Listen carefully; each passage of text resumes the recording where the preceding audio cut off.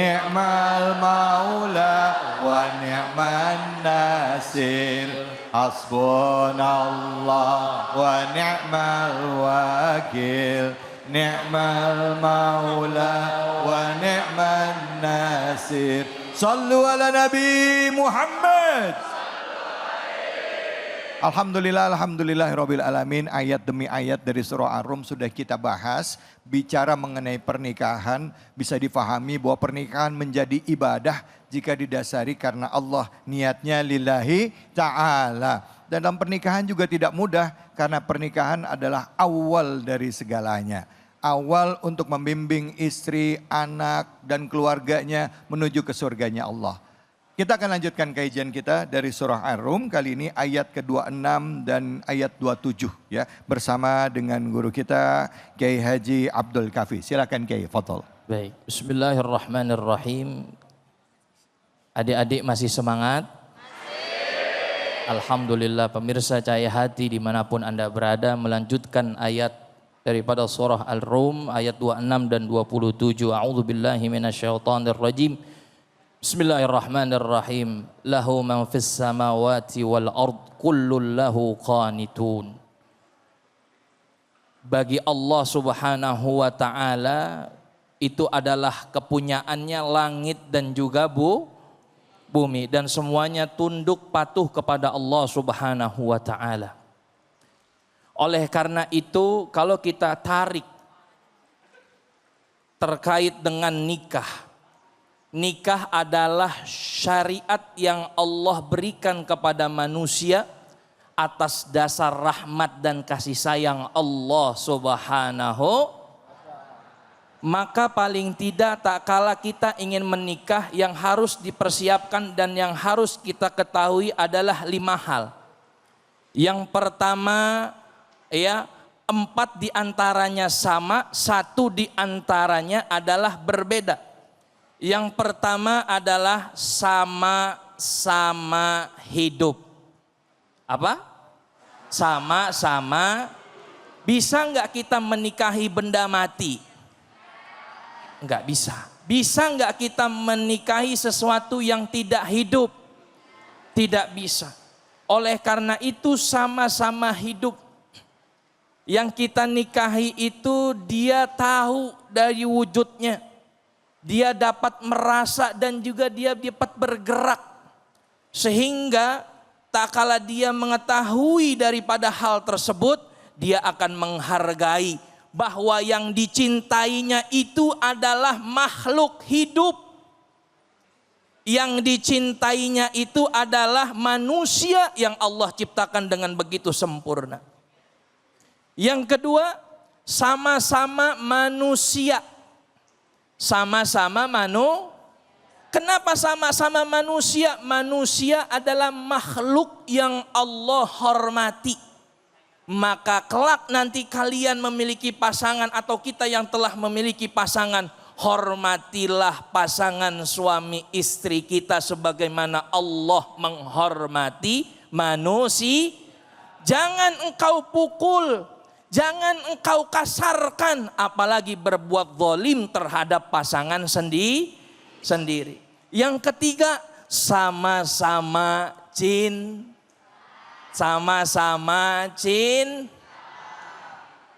Kira-kira kalau nikah tanpa cinta bisa atau enggak?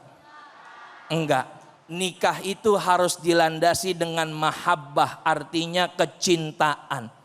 Dan orang yang cinta pastilah harus didasari dengan 2. Yang pertama kepada Allah, yang kedua adalah dengan pengorbanan dan juga rasa cemburu. Orang yang cinta, dia akan menjadikan Allah yang paling utama dan cintanya itu karena Allah. Itu yang paling bagus. Yang kedua, orang yang cinta sesama, misalkan ya pasangannya, ini menjadi momentum luar biasa. Kenapa? Orang dikatakan cinta kalau dia mampu berkorban. Betul? Orang dikatakan cinta kalau ada rasa cemburu di hatinya. Kelak nanti kalian punya pasangan atau yang di rumah sudah punya pasangan, tapi ternyata hilang rasa cemburunya, hilang rasa pengorbanannya, ogah untuk lelah, pengennya enak-enak aja nikah tuh, pengennya dia show up, jalan-jalan. Hei, ini bukan drama. Hei, ini bukan film yang sampai berepisode-episode. Nanti begitu menikah, ini adalah kehidupan real. Maka masalah itu akan kompleks. Makanya harus sama-sama cinta. Orang yang sama-sama cinta, dia akan mau berkorban. Yang keempat, sama-sama apa? Sama-sama dewasa. Tuh, 2, 3, sama-sama dewasa. Sama-sama dewasa. Orang yang melanjut jenjangnya ke pernikahan berarti dikategorikan dia sebagai orang dewasa. Sudah tidak dikatakan lagi jombloan dan jomblowati yang sedang bergalau hati. Betul? Betul? Pasti. Orang yang sudah dewasa dia mampu bertanggung jawab. Mampu untuk melakukan kewajibannya. Maka ada kalimat tadi sudah disinggung oleh guru kita Abi Amir. Ya, tentang ijab dan qabul. Ijab asal katanya dari wajaba. Kewajiban yang harus ditanggung. Maka orang dewasa dia mampu bertanggung jawab, memberikan nafkah kepada istrinya, menjaga istri, kehormatan keluarganya, yang istri juga melayani suaminya dengan baik. Itulah yang bagus. Maka yang terakhir, yang ini yang paling beda sendiri apa?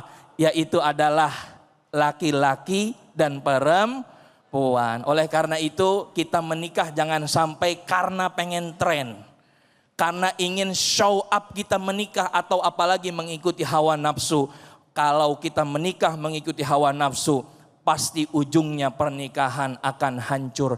Kalau pernikahan dilandasi dengan gengsi, ingin mendapatkan followers yang banyak, siap-siap pernikahannya akan hancur. Karena pernikahan haruslah dilandasi dengan yang namanya ridho.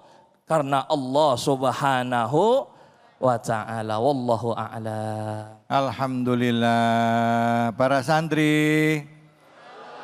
Halo. Hai. Assalamualaikum. Alhamdulillah.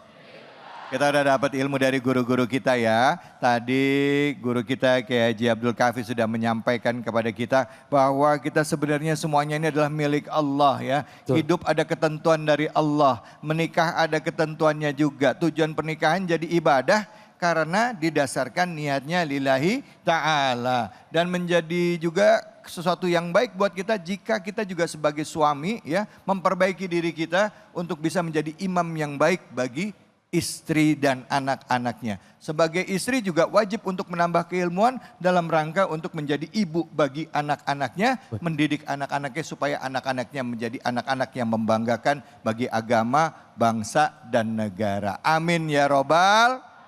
Amin ya robbal. Yang mau nanya siapa, angkat tangannya, silakan. Oke, ya. Yang pakai kacamata, silakan yang di depan.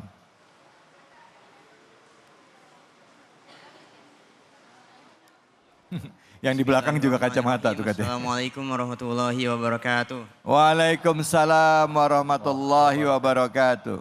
Perkenalkan, nama saya Jati Ibrahim Toba. Siapa namanya?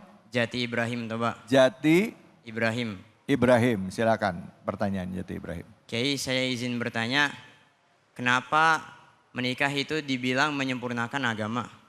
Wassalamualaikum warahmatullahi wabarakatuh. Waalaikumsalam warahmatullahi wabarakatuh. Ini pertanyaan yang bagus ya. Kita sering dengar menikah itu menyempurnakan agama. Dari mana kok bisa menyempurnakan? Kenapa bisa diistilahkan menyempurnakan? Sedangkan banyak juga pernikahan yang gagal. Ya, seperti apa sih pernikahan yang menyempurnakan agama? Fadhol Kiai. Baik, bismillahirrahmanirrahim. Yang pertama, pernikahan merupakan menyempurnakan agama itu adalah dari Rasulullah Shallallahu Alaihi Wasallam, bahwa barang siapa yang dia menikah, dia telah sempurna daripada agamanya. Karena nikah itu adalah ibadah yang paling lama. Karena ibadah nikah itu adalah ibadah yang salah satunya paling sulit dilakukan. Karena jangkanya panjang. Kemudian juga sulit dilakukan, terkadang orang itu kan di awal-awal aja tuh. Iya kan? Oleh karena itu dijadikanlah orang yang dia telah menikah maka sempurnalah agamanya. Artinya lengkap, dia telah melakukan sunnah Rasulullah Sallallahu Alaihi Wasallam, sempurna dari segi agamanya. Kenapa? Dia mampu memberikan nafkah kepada keluarga.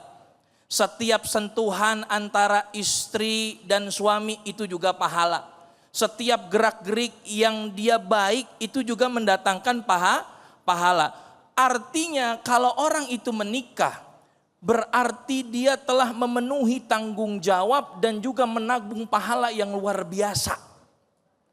Ya, menabung pahala yang luar biasa. Bahkan di dalam hadits qudsi Rasulullah Sallallahu Alaihi Wasallam bersabda dari sahabat Anas bin Malik radhiyallahu anha wa radhiyallahu an.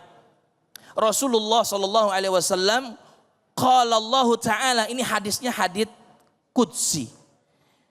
Idza ibtalaitu abdi, apabila aku menguji hambaku bihabibatai, dengan apa? Dengan dua hal yang dia cintai, fawattuhu minhumal jannah, maka aku akan sediakan baginya surganya Allah Subhanahu wa ta'ala. Oleh karena itu ini harus kita jaga kesempurnaan agama kita, sehingga pernikahan kita juga menjadi ladang ibadah, menjadi ladang pahala untuk kita meraih ridha Allah Subhanahu wa ta'ala. Amin ya rabbal alamin. Terima kasih banyak Kiai. Sudah terjawab belum Jati? Sudah ya, sudah terjawab ya, bahwa pernikahan itu menyempurnakan agama itu diambil dari Rasulullah Sallallahu Alaihi Wasallam. Ya, tentunya pernikahan yang seperti apa? Ya pernikahan yang diniatkan lillahi ta'ala. Pernikahan yang suaminya selalu mau introspeksi diri. Pernikahan istrinya yang juga mau memperbaiki dirinya. Niatnya bukan karena suami, niatnya bukan karena istri, tapi niatnya adalah semata-mata karena Allah. Bukan merasa benar, bukan merasa siapa yang paling baik, tapi mau sama-sama mengajak istri, suami sama-sama menuju ke surganya Allah kelak. Amin ya robbal alamin. Baik, kita akan lanjutkan kajian kita. Setelah ini kedua orang guru kita akan bersama-sama dan menjawab pertanyaan dari para santri dan santriwati. Tapi sebelumnya saya ada pertanyaan Kiai. Ya, baik. Kalau ada orang ya memutuskan untuk tidak menikah, karena saya lihat ada di zaman Nabi orang yang memang tidak menikah, ya. Dan bahkan juga para para imam, ada juga yang tidak mau menikah, ya. Nah, apakah ini diharamkan di dalam Islam? Baik. Bagaimana Islam memandang ini? Jangan kemana